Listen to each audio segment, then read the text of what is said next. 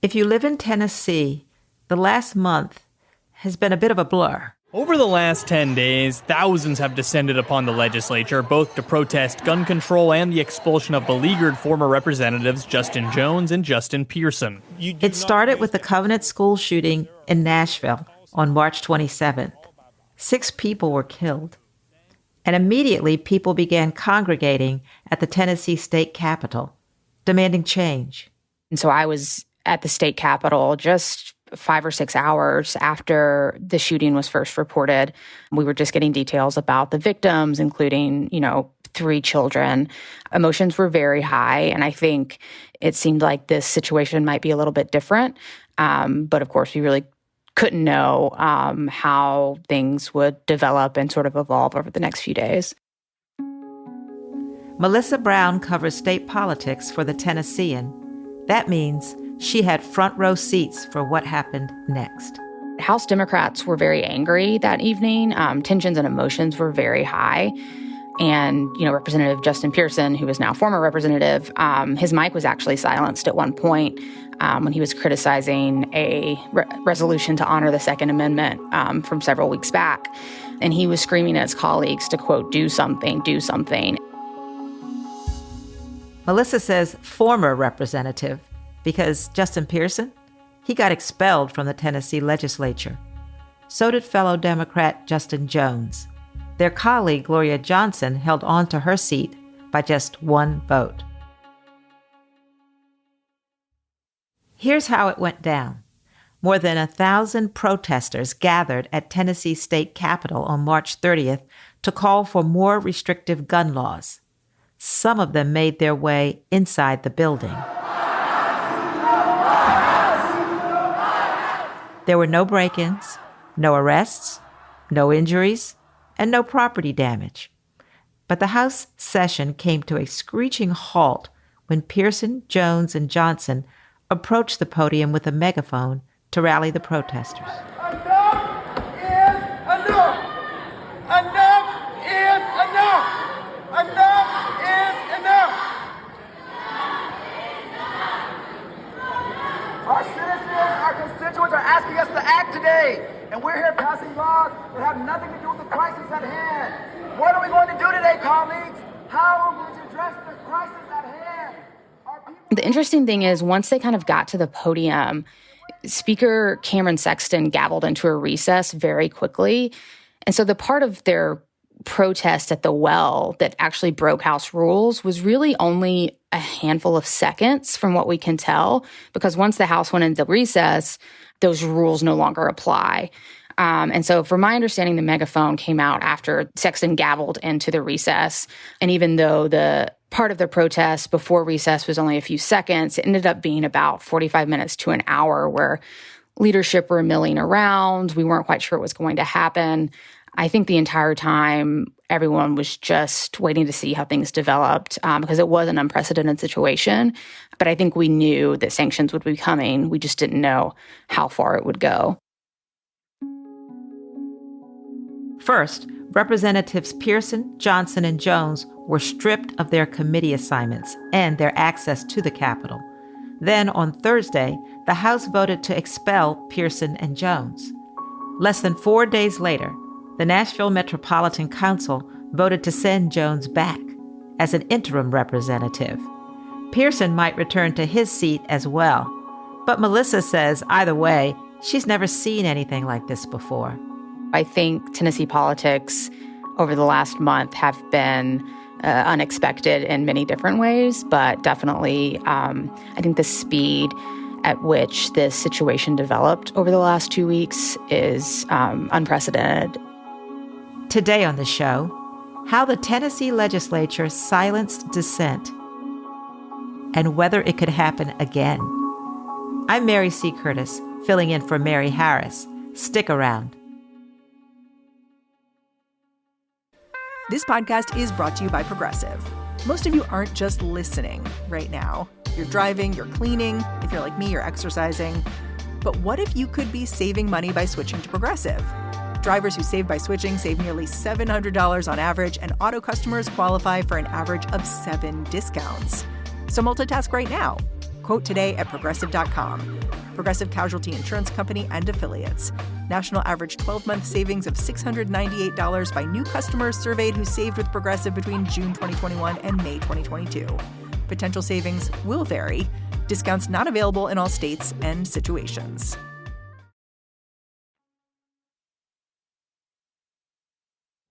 To understand why things erupted in Tennessee's legislature, there are a few things you need to know. The first is that Republicans hold a supermajority. That means they don't need any Democrat support to push through their legislative agenda. The second is that things have been tense between the GOP and the expelled lawmakers for a long time. So I asked Melissa to tell me about them. Former Representatives Pearson and Jones are among the youngest lawmakers, or were among the youngest lawmakers in the House. Both rose up through advocacy circles. Justin Jones, he's a Fisk University graduate here in Nashville, and he sort of rose to prominence in the community for directly challenging lawmakers. He has been arrested before at the Capitol for engaging in acts of civil disobedience. He's had very heated exchanges with lawmakers. He was even accused of throwing a cup of liquid at a former speaker. He, for several years, has directly challenged some of the actions of the Republican supermajority, and this is before he was elected. Are you tired of photo ops, Governor? Are you tired of photo ops when children are dying? Governor, are you tired of taking photo ops? Are you tired of the cycle? Representative Pearson is from Memphis. He really rose to prominence after co-founding a group to block a pipeline being built in some Memphis neighborhoods. He kind of first became interested in advocacy as a teenager in high school in Memphis when he realized that his class didn't have enough textbooks, and he sort of went above the head of his school leadership to a school board meeting and sort of revealed the situation that he and his classmates were in, and that ended up getting the job done, and they ended up getting the books that they needed. There's a history that chooses racist capitalism and economic exploitation over the lives of people. That history is possible. Yes, sir. And that, in fact, is too often the history of this country. Gloria Johnson is from Knoxville, and she is in her 60s. She has been in the General Assembly for several years and is more of a known quantity there. But she has also always been a very outspoken progressive, and she's also clashed with Republican leadership. She was the only vote not in favor, sort of a procedural vote several years ago to reelect Speaker Cameron Sexton as House Speaker. And she was the only person not to vote yes on that. And she alleged that he retaliated against her at the time and moved her office into a very small, windowless conference room. The voters in my district are just as important as the voters in Cameron Sexton's district. And they deserve an office for their district for them to come and meet their representative. And so I think you see a similar thread with the three here, is that they have in the past clashed and openly challenged leadership, and their constituencies know them. And Representative Pearson and Representative Jones won in absolute landslide elections, not even close. And so they are definitely known quantities. They are supported within their districts. And I think that's sort of the interesting environment that we're in now. Interesting. So as we mentioned, in the wake of the Covenant school shooting last month, members of the Tennessee House met. Did they convene specifically to discuss guns, gun control? Was it on the agenda? On March 27th, a few hours after the shooting, it was not specifically to discuss gun control. They usually have House sessions on Monday evenings and Thursday mornings.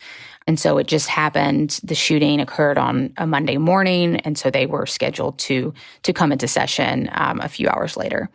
So that's what led them, Justin Jones, Justin Pearson, and Gloria Johnson, to take to the floor. They were rallying for stricter gun control? Yes, I think that they were rallying specifically to support the crowd who had gathered outside. And the crowd was calling for gun reform. And I think that they felt that moving on with the regular House calendar was being disrespectful or ignoring the cries and the calls of the crowd.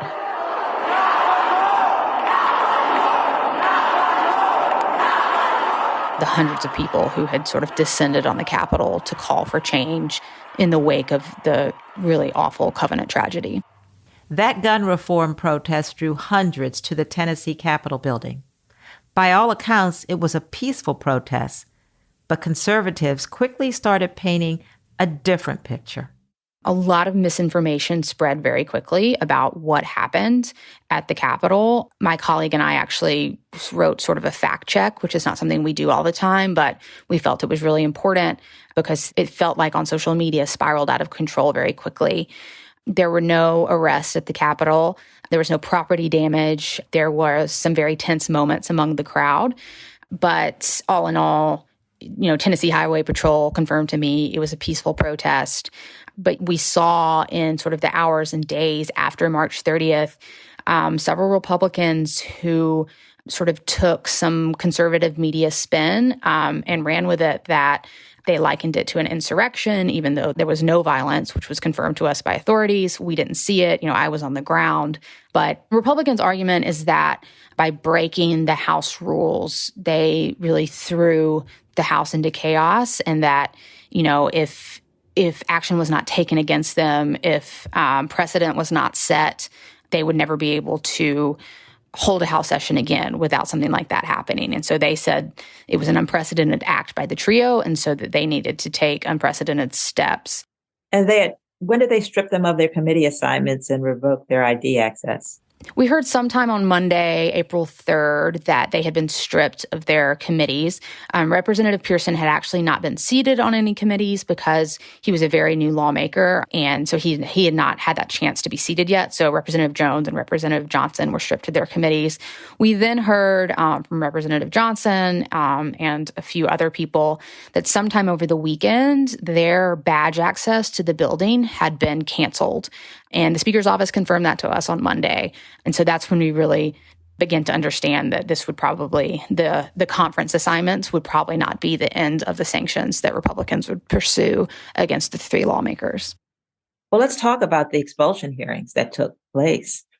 A rally against gun violence was already planned at the Capitol that day last week, and then people showed up to protest the House vote, the Tennessee House vote on the expulsion of the three Democratic lawmakers. Can you describe the scene outside the Capitol that morning? A lot of people were there. The galleries were filled, which is a little more than 200 people. And the galleries were very quiet on Thursday because they knew if they yelled or were disruptive any way, they might get completely kicked out. The interesting thing is the House had an entire regular session to get to. So we went into the House around 9 a.m. More than 200 members of the public were in the galleries waiting to watch the expulsion votes. And we still had to get through about 3.5 hours of a regular calendar. And so, expulsion hearings didn't start until early afternoon. And it ended up being just an absolute marathon day inside the Tennessee House for nearly 12 hours. Wow. So you were there till the evening? Yes. It wasn't until 7 or 8 that the final vote happened. So it was a very long process, a very exhausting day, I think, for everyone. But the crowd stayed, the gallery stayed full. People kept trying to get in, and there were no seats. So it was definitely, it felt like all of the attention was on the Tennessee House on Thursday evening. After the break, the expulsions and the fallout. Hey there, What Next listeners. Before we get started, I want to let you know about a story coming up a little later in the show. It's from our partners at Macy's. Since 2022, Macy's has partnered with Trust for Public Land, whose mission is to give everyone access to wide open space by revamping urban schoolyards and trails and parks. From April 1st to 30th, you can support Trust for Public Land's Community Schoolyards project by rounding up your Macy's in-store purchase or donating online. Stick around to hear from Danielle from Trust for Public Land.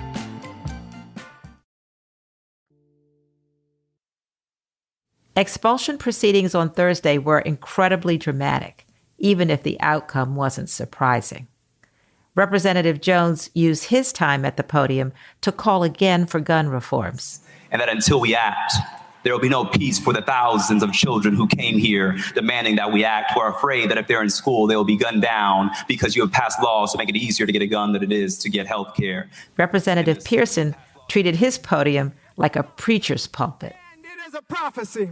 It's a prophecy that came out of the cotton fields. It's a prophecy that came out of the lynching tree. It's a prophecy that still lives in each and every one of us in order to make the state of Tennessee the place that it ought to be. And so I've still got hope because I know we are still here and we will never quit. How did the crowds in the galleries respond when the vote came down? I know you tweeted your reactions. So the expulsion hearings went Jones, Johnson, and Pearson. The reactions to Jones and Johnson were fairly muted, I think, due to concerns about getting kicked out of the galleries. So we can actually hear, it's interesting, you can sit on the House floor and you could hear, it would be to my left, the crowds outside the chamber. And oftentimes during parts of, Representative Jones or Representative Johnson's speech, you could hear sort of the crowd swell. And when the votes came down, you could hear the crowd reaction out there, but not inside. But at the end of this, like I said, very marathon, long day, when Representative Pearson's vote came down, the galleries really exploded. It was the loudest I have ever heard inside the House. On the board. All those in favor, vote aye. All those opposed, vote no.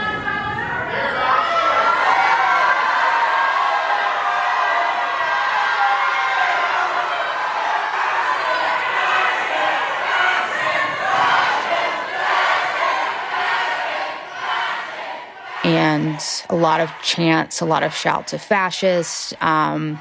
Across the way from me, two people began unfurling a banner, which a staff member quickly ripped down. But it was interesting. It was so loud, they drowned out the speaker who was reading off the finding of expulsion against Representative Pearson. And instead of clearing the galleries, the speaker instead, because it was the end of the night, the speaker instead adjourned, and which allowed lawmakers to leave. So rather than the speaker emptying the galleries and making the public leave, the lawmakers just left while, the public in the galleries continued yelling and shouting. But it was truly, it's unfortunate we don't have, I need a synonym for the word unprecedented because that has been said so much over the past 2 weeks. But it was an unprecedented night, unprecedented expulsion actions, and then the crowd reaction I felt was unprecedented as well. I've never heard that level of noise inside the Tennessee House before. I also think there's undeniably a racial overtone. I mean, the two Black young men were expelled, and also some of the language. Yeah, I definitely think that cannot be ignored about the situation.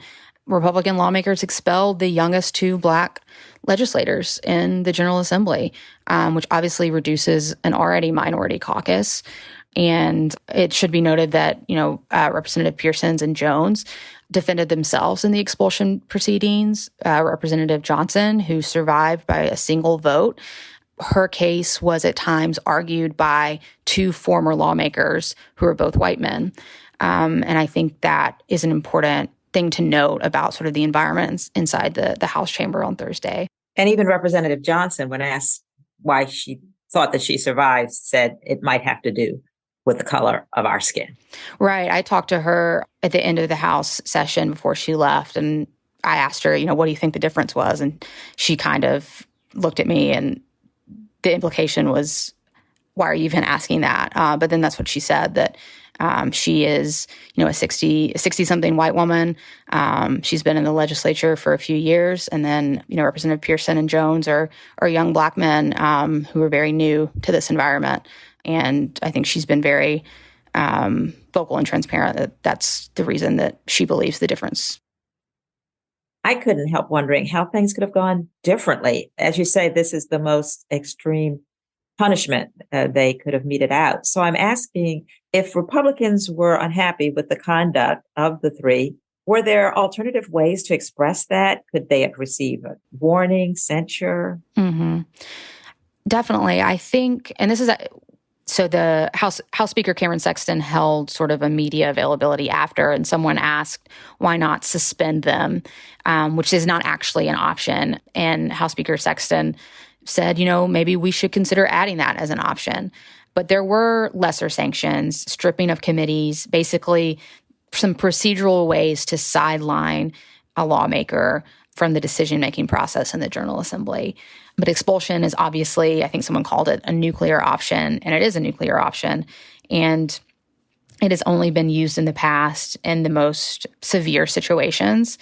And I think that may be something that lawmakers think about going forward, is maybe they should add more incremental sanctions to House rules, to General Assembly rules.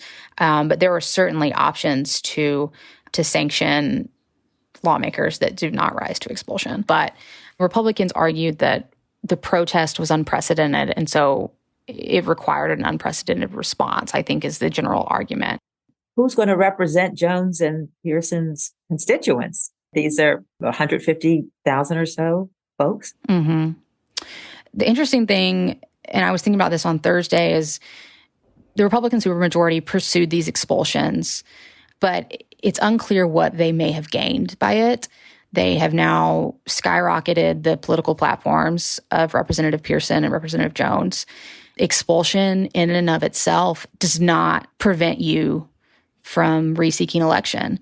And they could be reappointed because the Constitution allows the General Assembly the powers to police its body. But if they police a body, they empty a seat. The Constitution allows a county's electoral body to fill a seat in an interim.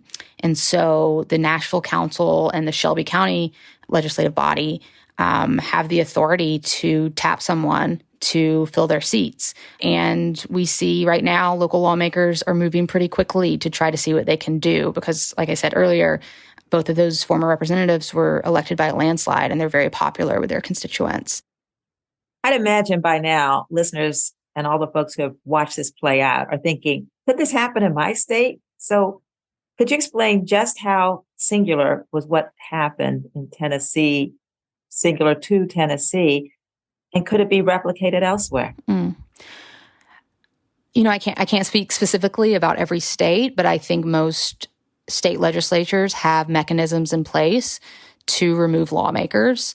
And I think rightfully so, that in certain situations, that is something that would need to be taken. For example, the previous times that expulsions have been used here in Tennessee were when people have been convicted of felonies. And so they have to be expelled after that.